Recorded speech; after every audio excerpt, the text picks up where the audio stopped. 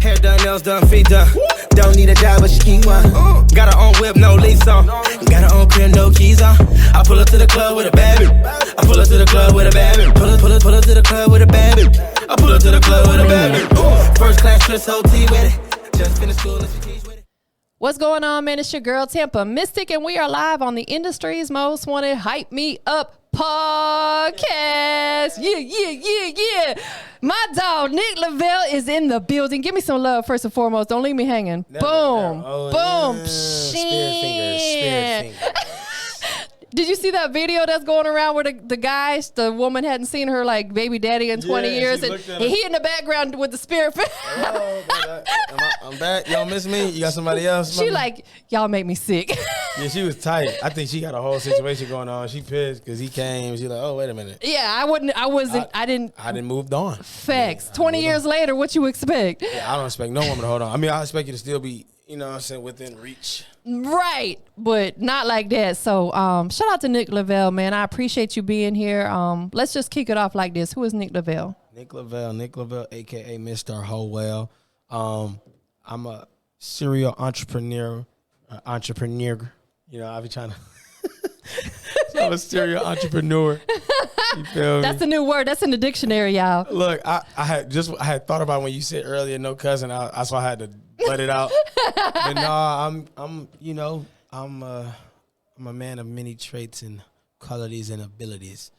But ultimately, you know, I am a musician. I am a rapper, singer, whatever you want to do. A trap R&B artist from Detroit, Michigan, currently residing in the great state of Georgia. Yeah. In Atlanta. You know, and I'm a vibe. Ultimately, you know, I'm the ultimate vibe. You know, I put out great energy. I reciprocate good energy. I'm very understanding. I know how this business works, and I'm, you know, continuously growing, and I'm continuously learning things of that nature. So, you know, that's really like, you know, the sum of me. Nah, for real. And, you know, Detroit produces superstars. This is facts. They produce superstars. I've encountered quite a few of them. Shout out to Detroit Zeus. He was here with me recently, and I know you guys were on tour together, and he paid so much homage to you for, you know, arranging that situation for him, which was big. And we're going to talk about all that because to me, that was such a humble boss move. No, that's a fact. That's like, bro, how many people are going to reach out to somebody and say, hey, come on with me? That just doesn't happen often. But we're going to talk about that in a minute. But I want people to understand your journey because you've been working for a long time. I've seen your elevation. We've known each other for a long time, and I've seen you like really, really rise up, especially over the last few years. You've really elevated. But take us back though, like when music first started becoming an interest for you. Like how did that become a passion? I tell this story all the time. It started for me. Everything became so surreal when I took a trip to Baltimore, Maryland. I had performed at a showcase. What's so crazy is I was living in Atlanta, and I had recently just moved back to Detroit because I came to Atlanta after I graduated from college, and I was you know, trying the music stuff out. I was recording. I was still finding my lane, and I had met some dude down here, and he was trying to manage me, but it just never worked out. But he always sent me stuff, like whether it was in Atlanta, whether it was in Ohio, whatever it was. He just sent me a lot of like information, or a showcase or an event that I needed to attend. And I never understood the importance of that stuff until I became a little bit more wise in the game, or I became a little more seasoned in this industry. But he had sent me one particular post about a $1,000 prize for an artist showcase in Baltimore. Okay. And I was all right, cool, you know. And he said the entry was like $50. I said, all right, I can do that. Yeah, for sure. You know, and I'm like, all right, what's the stipulations? Okay, you get to perform. You got to perform 3 songs, and you got to have your stuff on point. So I was all right, cool. So what's crazy is, you know, the story gets so deep because the day before that show, I had performed at one of my bros' parties. And he's like my best friend, so I performed at his party. Early in that day, I got pulled over by the police in Michigan because I was speeding. So how fast you was going? I think it's because I was on a college campus. I was on Michigan State's campus. Oh, so I was picking up my little brother because he was going to school there at the time, and picked him. I'm on my way to pick him up. I get pulled over. As I get pulled over, I pull out, you know, my driver's license, and I pull out my gun license because in Michigan, or I think any state where you can have the license to carry, you have to let the officer know that you are, in licensed to carry, and if you have a in weapon, possession, right? Exactly. Understood. So I'm doing my due diligence. No, for real. And they pulled my license, they pulled my gun license information, and they found that my gun license was suspended. So automatically, felony. Oh, no. I'm threw up. I'm like, whoa, I'm like heart dropped because I'm not even thinking about the show. I'm more so thinking just about everything in general. Like, dang, I ain't, I've never been in trouble. At this point, at this point in my life, I've never been in trouble with the law. And I've never even been to jail at this time in my life. I think I was about 23. And I'm like, all right, cool. They didn't even take me to jail because they looked at the whole shit. I had a brand new gun in a box. It wasn't even out. It was still like, because I had just bought the gun. So you weren't posing no threats to nobody. No. They pulled my information. They let me go. And then, like, by the grace of God, I was just good with that situation.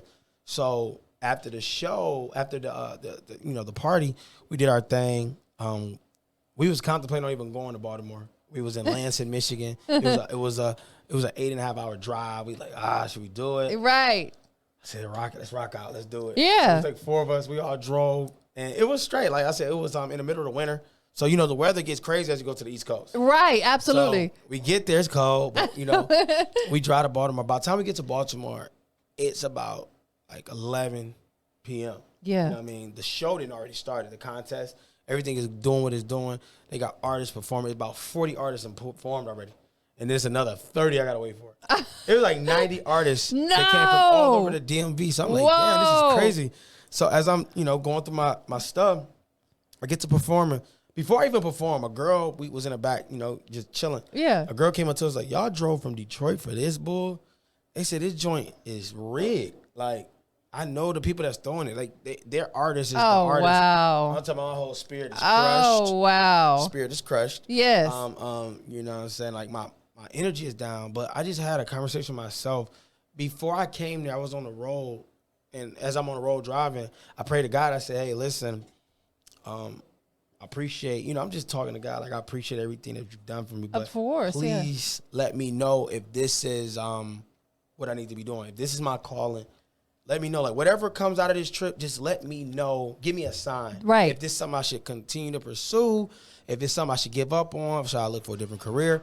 So I'm just thinking about all these things, and what ends up happening is, the first we it's like 3 rounds in this contest. First round, I do my thing. I go to the next round. Second round, do my thing. Yeah. So I finally make it. Like I told you, I can't make this up. It was about 90 some contestants all over the DMV. Dang. I've never been to Baltimore, Maryland. I don't know anybody there, so it's not, for me, it's not biased. It's not like I got my friends there cheering me on. This is pure talent, music quality, stage presence, image. That's all I can think of. We get down to the final 3. I'm the last 3. 90 people, I fell in the last 3 of 90 people in a state that I never been in, performing music that they never heard of, people that never seen me before. To me right there, okay, that's an accomplishment. Absolutely it is. And the prize was $1,000. Radio interview, a free music video. It's in some I think radio spins. Yeah. Whatever the case may be. They was like, you know what? We're going to split the money between all 3 of y'all. And we're going to just give everybody, like, it was going to be fair. Yeah. I was like, cool. I'm sure. Yeah, cool with that. And one other cat was like, yeah, we cool with that. It was this one dude. And I remember, he's from North Carolina. He told them, he said, nah, I ain't with none of that. Like, it's all or nothing for me. Well, then bye. But in their mind, like, somebody picked them. So it's not like he's being greedy. It's more so in the aspect of he's like, hey, I came here to win. I ain't trying to tie with nobody. Whatever the reason was, I respect him for it.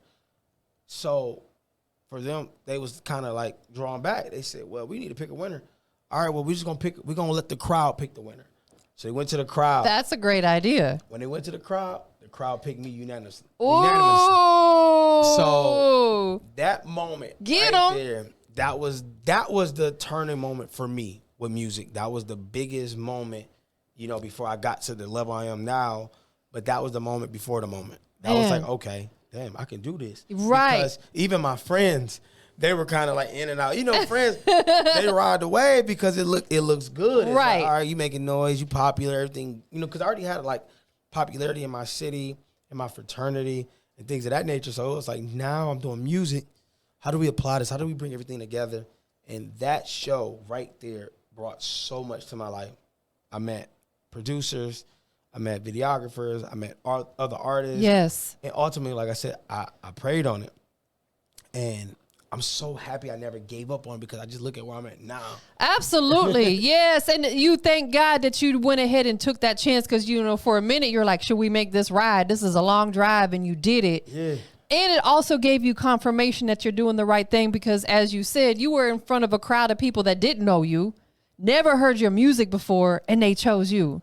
Yeah. You the chosen one. That's dope, though. That's real. That's really, really dope. And I love that you shared that story because these independent artists need to know that's a big part of their come up. They have to hit these showcases and the open mics. And, you know, even if you step in the building and there's 30 people in there, put it on like there's 300,000 people in there because you never know what connections you might take from that event. That's a fact. Man, big fact. So once you hit that event, you know what I'm saying? What did you do next after that when you were like, man, you were on cloud 9 at that point? What was next? I think the energy kind of like resonated with a lot of other individuals, rubbed off on a lot of people because it got even the people in my circle, it got them to start to believe. Like when sometimes you have to make people believers, but they have to see it. Absolutely, and of course. Wrong with it. I'm kind of the same way. I have to see it because it's like we all envision things to go a certain way, but when you see it happen right before your eyes, it's almost like it's so overwhelming because it's like, wait a minute, like I know him. I ain't think it's like you know what I mean? No, like, I totally agree. Absolutely. Like I'm definitely like you can hear stuff all day, but you got to show me. You got to show me. You know what I'm saying? So from that point forward, it's safe to say that all your friends are big believers in you now. Yeah, facts. Everybody, it popped off. It just started to jump to other things, and then I started to figure out other lanes to keep things going. Before I got into music, I was an event coordinator, a party promoter. Okay, so you were already familiar with the industry. Not at the industry level. It was just more so on the party scene, college party scene. I got you. At that point, I had only thrown college events at my university, at other universities. I had built relationships with some of the DJs in Michigan and Illinois and some in Ohio. And I was traveling, meeting promoters and things of that nature. So it was like I was developing a rapport with individuals across my my state just because of the parties and events that we threw that were very successful. Right. So it was like, all right, cool. We tapped in all the way. So, you know, I started booking all these guys and I started expanding my events and making bigger things happen. Yes. And then eventually I went into throwing concerts. My very first concert, I just put the concept together. I remember all this because we didn't have no money back then. Like, we wasn't getting no money. Our bread it was over. We was scamming. So we was trying to stay afloat. And it's so crazy because I look at that. I'll be looking back at my life. I'll be like, damn, I really was like scamming to keep myself afloat and just putting little plays. But I was always smart because I've worked in corporate. Right. You know, some of my professional jobs were corporate and I understood the business from both sides. So I helped myself stay afloat. And I just remember, you know, getting enough money to book an artist and bringing them to my college and performing with them to bring it. And the first artist I booked was Jacquees. So, you know, that was the next lane for me. It was like everything I was doing was, you got to be next up. Like, you got to, okay, cool. We did the showcase. We won that. Then I had got a booking through my university, and I did a little show, and I killed it. Yeah. All right, cool. All right, I'm making progress. Right. Then I was, all right, cool. Let's start doing little local shows and doing other little shows. I started using my fraternity. I started using them in regards of they'll have events, and I'll hop on them. Yeah. I'll reach out Absolutely. to different chapter members and be like, hey, what y'all got going on? Can y'all, woo. I knew how to go to the universities and get money allocated for artists and events. Man. So I showed other cats at other Right. Absolutely. That's a hustle right there. Oh, yeah. It's coming back, too. It's coming back.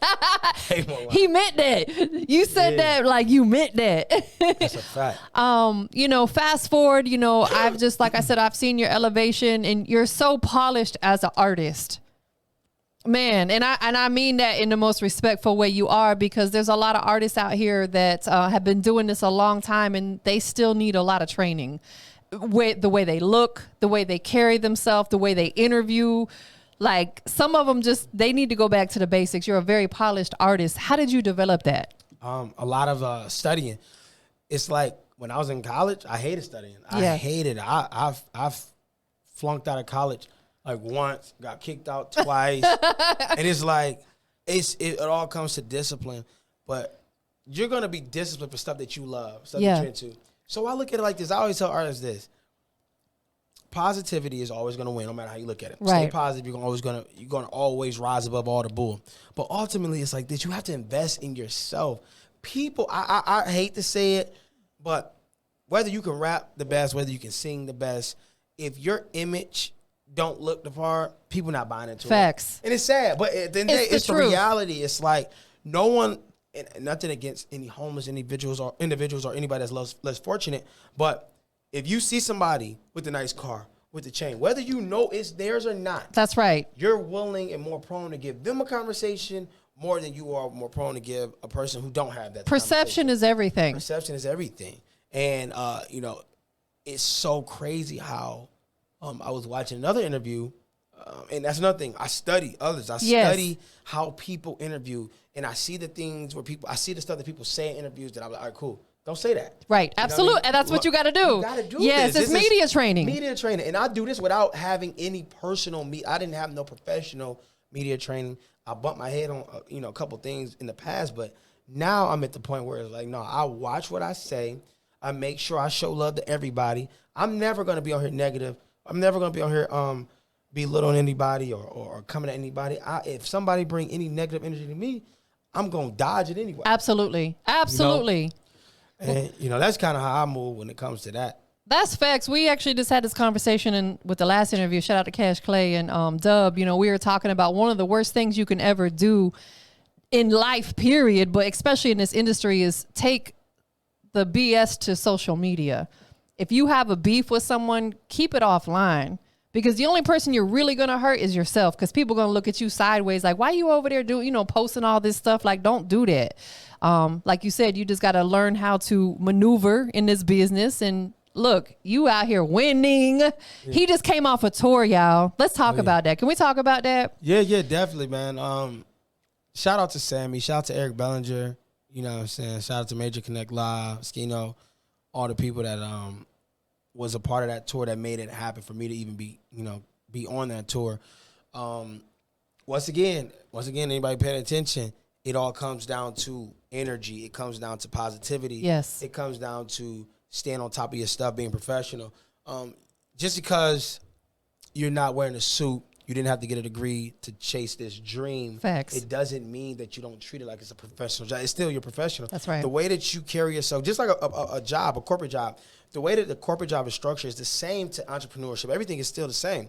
It's all like this. You run a business a certain way. You are the business. You provide the service and the product. At the end of the day, how is your product marketing looking? Your product placement and things of that nature. How do your storefront look? How do you resonate with your customers and your clientele? How do you connect with them? How do you keep coming back? How do you increase your retention rate with your consumers? You know what I mean? How do you keep the content? These are all things people have to think about when it comes to that. Those are the things that I apply to myself every time I step out. It has to be with a purpose. Yes. And if it's not going to be with a purpose, it got to be a lesson that learned in this situation.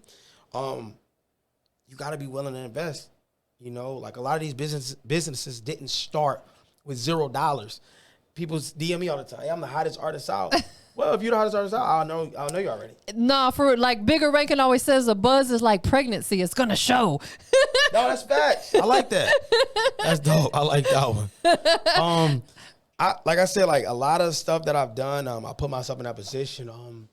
Just meeting people and having people feel good about you enough to where they're willing to go to bat for you. The reason I was able to tour was I annihilated the Millennium Tour. So being on the stage with some of the biggest artists of our generation and the generation before us a little bit or after, it's like these guys and Ashanti were so phenomenal on that tour. I just continue to build relationships. Yeah, that's what you got to do. Yep, and they're watching me. Even when they have their dressing rooms and they're seeing stuff, they're watching me and they're seeing oh wow, he's doing his thing. And I remember majority of the time I'll have a room that was close to Sammy's. So Sammy became one of my closest friends on the tour. Yeah. And like a big bro, you know, and he always, even to this day, even after the new verses that happened, he was giving me tips on stuff to how to maneuver and things like that. And when he was getting ready to announce his new tour with Eric Bellinger, he reached out to me and said, bro, I'm going to go on tour. I would love to have you be a part of it. Man. You know, because prior to this tour, I was paying to be on a lot of other tours. Of course, like buying in. I'm doing the same thing that the label's doing for their artists. Absolutely. It's a part of it. Yeah. You know what I'm saying? Like, I love it because I respect it so much. Yeah. Like, I spent my money and I paid to be on these places and I paid for travel and made sure that I was able to, you know, finance these tours. And it's not cheap, y'all. it's not cheap at all. You know what I'm saying? So, you got to have a new outfit for every show and food and rooms. Man, it got to the point we was taking clothes back. Hey, don't take the tag off of that. Don't sweat too much. It was steep. Nah, for real. But I'm glad that you're talking about that because, you know, people got to understand there's humble beginnings with everything. You know, you don't start out with any kind of business balling, getting paid. Like I did so much free work when I first started doing this as you did. Oh, yeah. And I still do, you know, for people that I got relationships with and stuff like that. But it's like now you've earned your name in this business to where now you're getting paid for the stuff that you're doing. Yeah, even like I watch you grow so much, and it's insane. Because I appreciate that. I know where you came from, where you started. Yeah, I remember doing your showcase 6-7 years ago, long time ago. So I know like what it's like, you know. And it's like, hey, and I always pay homage. I'm always gonna show love, especially to the people that was there in the beginning of my career. They gave me an opportunity when I wasn't really popping like the way I am now. So I think that's another thing artists misconstrue. Like, you gotta stay tapped in. It's the same thing when you go back to the hood. Yes. Like, you don't gotta live in the hood, but you gotta go back and like tap in. Go create opportunities for somebody else. Go start a group home or go put a studio in the hood or go build some of them, buy some of them properties and put some houses. I don't know. I just be next level with it. Nah, listen, I respect that. You know what I'm saying? Because you got to constantly reinvest back into what you're doing. Yeah. You know what I'm saying? You got to treat yourself every now and again. Go buy that nice chain and a nice car because you got to look good. Listen. But you also got to invest back into your career. You know what I'm saying? That's a fact, yeah. How many cities did you guys touch on this most recent tour? 30. We touched 30 cities. Damn. We didn't have a canceled show or anything like that. It was insane. This was the hardest tour I've ever been on. It was the most challenging due to the fact with the travel. We literally drove in a Sprinter from I think we touched. So we did 30 cities, but some cities we did a lot. Like did a lot of cities in the same state. We got to California. We did about 4 cities in California. Then we did like 3 cities in Texas. And then we did like 3 cities in Florida. So it kind of was like. That's good that they were bunched together like that, so it wasn't super widespread. No, I tell people when you get ready to go on tour, you definitely want to plan really, really like strategic. A lot of people don't go on tours without having a backing, from a label. Because a lot of times the label pay for it. Absolutely. And if the label pay for it, they're going to just spend whatever they got to spend to make sure you're good. And then it's going to come out the end. You know what I mean? Me, it's like, no, we got to make sure we spend just enough to like carry us over and we ain't killing ourselves to do it. Absolutely. But it's crazy because, like you said earlier in the interview about Zeus, the thing about Zeus is Zeus was the artist out of Detroit that was the most prominent. He was the R&B artist. He was the blueprint for R&B out of Detroit at the time when I was coming, even before I even done music. He was doing shows with Dej Loaf when she was popping out and stuff like that. So it was like he was somebody that I looked up to as a musical influence, and I have no issue or no problem admitting that because that's just how the game be. Man, I love that. Yeah, I love that. When it came down to him coming on tour, it wasn't even second guess. I kind of already knew I was going on this tour, and I already knew that I wanted him to come with me because I already like manifested it, and we have records together, and he's such a dope artist. He is. And I feel like personally, like even with all the things that he has going on, I feel like he was missing that. Like he ain't toured in the US, and I wanted to be able to be that person to give him the opportunity. Right, because that exposure is super important, you know. And he's such a humble dude, man. Like he was probably one of the most humble interviews that I've done. I was like, I didn't really know what to expect because we hadn't built a big rapport beforehand. Right. But man, I was like, I loved sitting next to him. He was just such a dope person, and he paid a lot of homage to you as well. So that's the big homie for sure, for sure. Man, like, he really a solid dude. So out of all 30 cities, man, which one would you like to go back to? Well, I go to a lot of them already, but for me, energy wise, I'll tell you this: I will go off surprising cities that I'd never been to that gave me, like, showed me love. That was insane. I would say like my top 4 or 5 would be like a Denver. Okay. My first time in Denver ever, it was insane. Like the energy was nuts from the beginning. The minute I stepped on the stage, it was crazy. Denver was dope. Seattle always shows love. San Fran, the Bay Area was lit. San Diego was a vibe. Texas, Dallas, and Houston was insane. Yeah, I already know that they went crazy. They show so much love. Yeah, they was live, man. And a lot of them shows was so dope because they were packed out, and it wasn't like we were going on so early in the show where we was like missing like people. It was more so like when we went on, it was about 80-90% full. Yeah, which is straight. No, absolutely. I can live with that. We had a sold out show, 80-90%. We was good. I was I can live with this. Oh, New York surprised like was so crazy because it's like. Like, I don't know. Like, what were you expecting, to be honest, like going into New York? New York is such a tough crowd because you know they're rap dominant, and then it's like they're mad aggressive. You know, that's just New York. Not for real, exactly. But they was showing so much love from the jump. I saw, this is okay. But you guys you're a bunch of likable guys though. You know what I'm saying? You guys don't walk around with that arrogance. If you guys walked around that, arrogance, then it probably would have been a different vibe. Yeah, I feel that. I think some people can get away with the arrogance or the confidence, but yeah, like that lineup for that tour, Eric Bellinger, phenomenal singer, songwriter, entertainer, performer. Sammy the same, and you got Sammy who's bringing that childhood memory records, yes, and some of your teenage years records, meshing it with Eric Bellinger who's bringing the new vibes that you're hearing currently, and both of them giving you 2 different sides and 2 different lanes, but they're both dominating. Yes, and then we just filling in the blank because it was still Asia. She's from Detroit. She's actually signed to Eric Bellinger's label. She was a dope talent. Stephen G, he's incredible. He grown to be one of my favorite artists on the tour. And not only did I have Zeus on there, I had my producer, my cameraman performer, because they're artists as well. Oh, okay. And they was killing stuff. My little bro, Amir May Jr., he was tearing stuff up. My boy C3. It was crazy. That tour was nuts. But you know what, though? Because you're putting so many other people in a position, God's going to continue to bless you. Yeah, I'm already hip, man. He already has. We get all of our blessings from him. We don't get no blessings from man. We get it from God. And when you do right by people and you put other people in a position to be blessed, he's going to continue to bless you. Oh, that's a fact. Coming off that tour, what would you say was the biggest, thing that you learned from that? Being on the road, hitting 30 cities, that's a lot of work, a lot of time. Like, what was the biggest thing you learned from it? Biggest thing I would say that I'm taking in and I'm still learning is having the right team. That's so important. I feel like I got so much out of this tour, but I feel like I left so much on the table due to the fact I just wasn't as prepared as I thought I was. Yeah. And just for anybody watching, once again, a solid team. A team can really dictate how fast you pop off or how slow you pop off. Yes. I don't want to say it can make or break because I don't think nobody can break your career except for you. So I put that out there. But having a team, and I mean that is like down to a person that genuinely don't want to be in the spotlight. Right.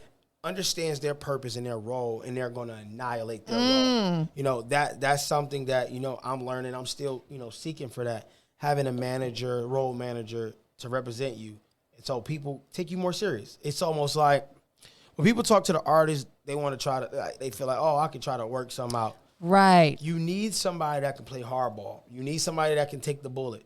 You as an artist can't be the one taking the bullet. Facts. Because then now, Nick Lavelle was rude. He didn't want to take a picture. Not knowing that I took 100 pictures already. I'm probably tired. my manager got to step in and say, you know, we're not taking any more pictures. Right. And then make it. They can take. Let them be the bad guy. Exactly.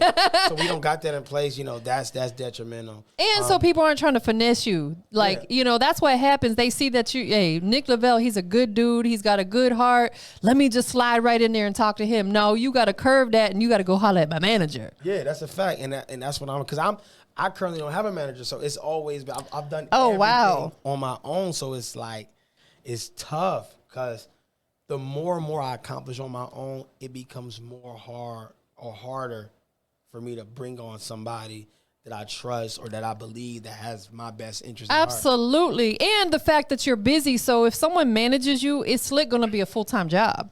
Yeah. And then another thing I say, not even being a full-time job, I think somebody manage me is going to be a layup. Yeah. Like you don't have to deal with me the way you'll deal with a younger artist or a typical artist, because I already understand what needs to be done. I've been doing it on my own. I've already spent my money. I have the money to do what I want to do. So it's like, at this point, I need you just to connect the dots, put me in the rooms, let me sell myself. Right. Yeah, that's why I said you're polished. You understand the business. Yeah. So come make some money off it. I don't mind it. Like, if you got the connections and you're paying attention, and you know that you have what it takes to take artists to the next level, well, here I am. You know, it's so crazy because Monday night I kicked off a new series. It's called Roundtable Mondays. And each Monday I'm going to have like different people within the industry, and we're just throwing stuff out and discussing it.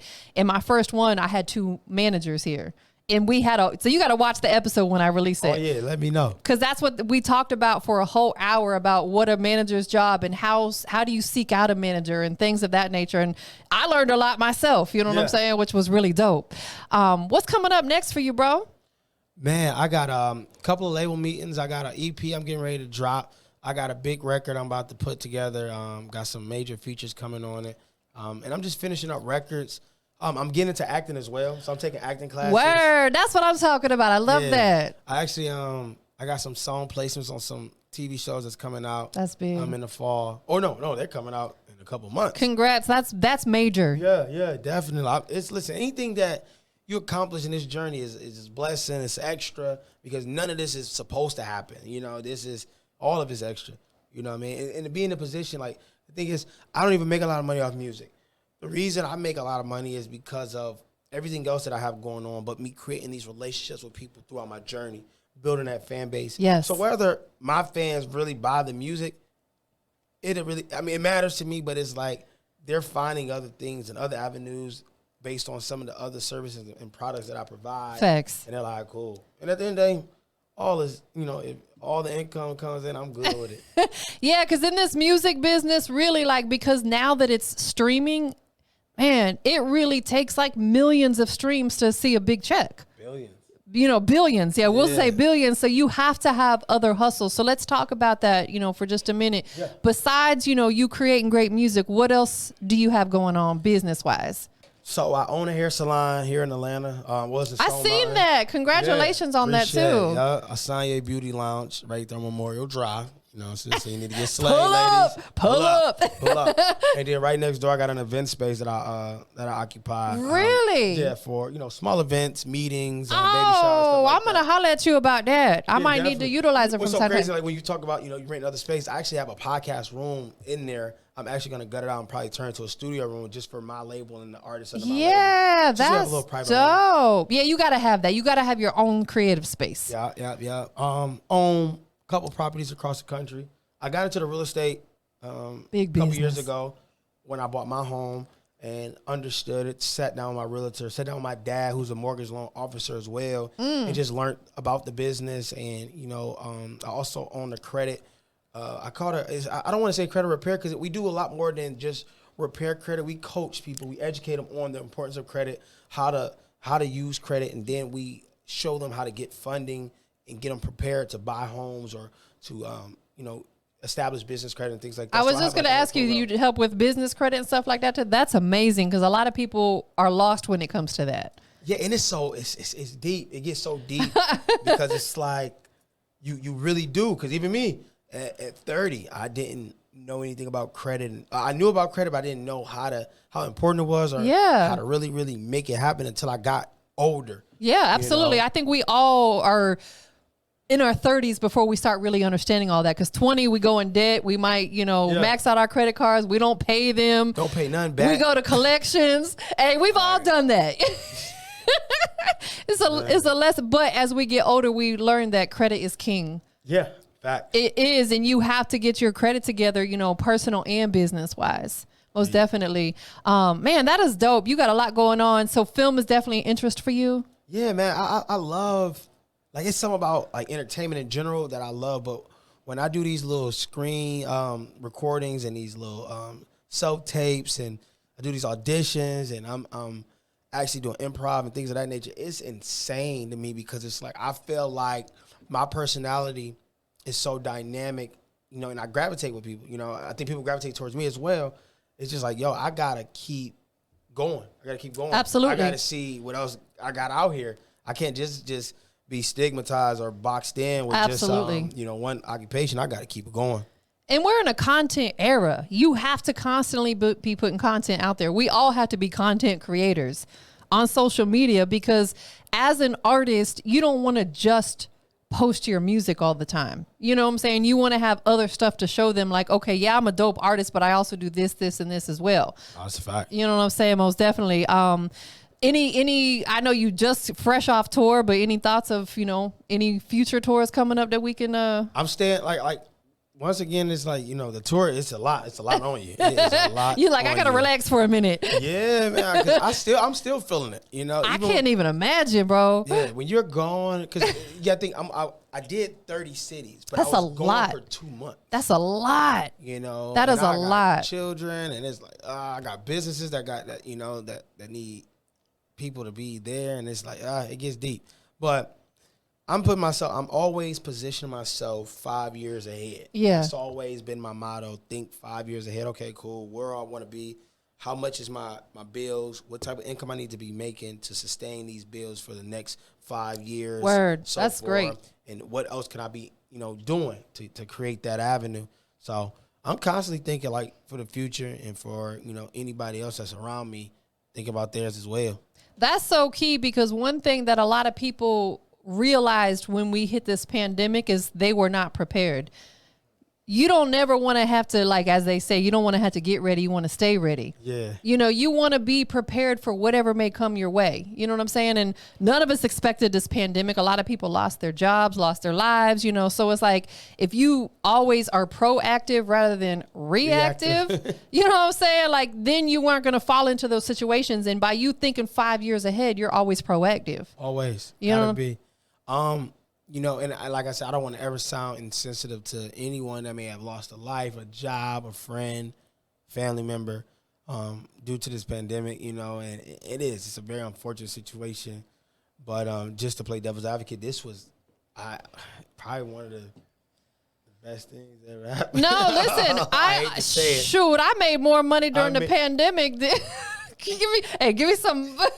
Hey, we was making money during the pandemic, and even like on the legit side, I feel like I had real stuff going. We might have fabricated a little bit, but at the end of the day, well, no, I think we all did that because, like, listen, I'm gonna say this, and some people may not like me for this, but I really think Trump did a lot of stuff because he's a businessman. You about to say what I've been thinking this the whole time. Listen, like, you got to take out the fact that maybe people say he's a clown. They don't like him personally, but he was a great president because he is a businessman. You know what I'm saying? He thought business. His mindset was business. He passed on them bills. He created all that stuff, and it was like, I was able to. This is insane. As a business owner, as a small business owner, for the first time in history, we were able to claim pandemic unemployment as a self-contractor. That's never been done before. Never. I was lovely. I was like, shoot, I'll take all that. Give it to me. You know what I'm saying? And it's like, now we got old Joey in there. We ain't gonna get off on a tangent, but like, listen, it's crazy. I don't even vote no more. I'm sorry, y'all. Don't take me serious. I don't even vote no more. Because it is what it is. Nah, that's facts, bro. Well, listen, I appreciate you coming through. I'm so glad that we've stayed in contact. We've been rocking for years, a long, long time. Man, I'm like proud of you that all the elevation you've done. I can't wait to see what else you got coming up. I got some stuff. I already know you do. You know what I'm saying? You stay working, and you got some great visuals too. That's another thing. You really make sure that when you put your visuals together, that they're very well constructed. They're more like mini movies. You know what I'm saying? No, it's a vibe. No, I appreciate that. Yeah, I'm definitely. Yeah. All that.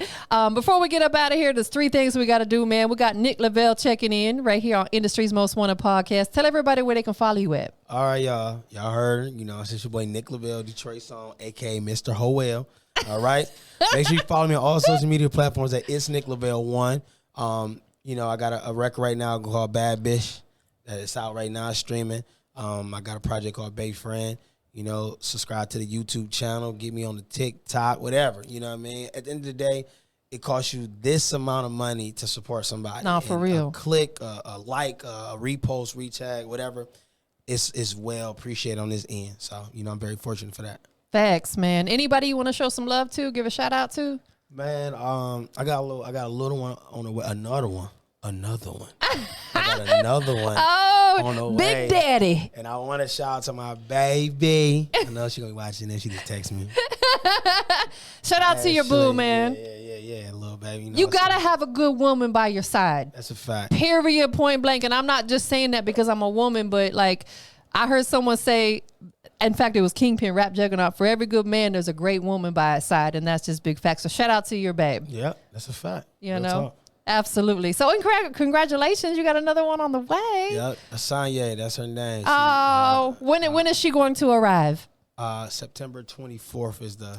She's going to be a Libra. Shout out Team Libra. I love Libras. See, I don't be into the signs. I do. I feel like that's... Yeah. I feel like, that's the energy, man. Last but not least, we are live on the Industry's Most Wanted podcast. My dog, Nick Lavelle, checking in. What makes you the industry's most wanted? Oh, I think I do have a piece that the industry is missing, or they're lacking. I feel like I bring something to the table. I bring something to the industry that either was once there and it left, yeah, or it's something that's never been and it needs to happen. I agree. So I think I'm on that type of time, and I realized that, and I hate to kind of go over it. No, you good. When I was in BET and I had these real moments, every red carpet, every award show, every event that I went to where it wasn't like where you were forced to see me, and it wasn't a situation where you had to be bougie and you had to like physically see me within reach of you. Yeah, I felt like I still stood out. Absolutely. I felt like I still had an aura over me. I felt like I still was like a person that I blended in, but I still stood out amongst stars. Absolutely. These are millionaires and billionaires. I'm watching Diddy. I'm in the second row from the front row, and I'm watching Diddy. I'm watching Lil' Kim. These are the people that I grew up watching. I remember watching the BET Awards when I was a kid. Yeah. Just being so excited. And like, oh man, I want to go there one day. And now I'm here. Now you're here. Absolutely. And that's the goal, man. You don't want to blend in or fit in. You want to stand out. And that's exactly what you're doing. Mm-hmm. That's Nick Lavelle, y'all. Yeah. We up out of here.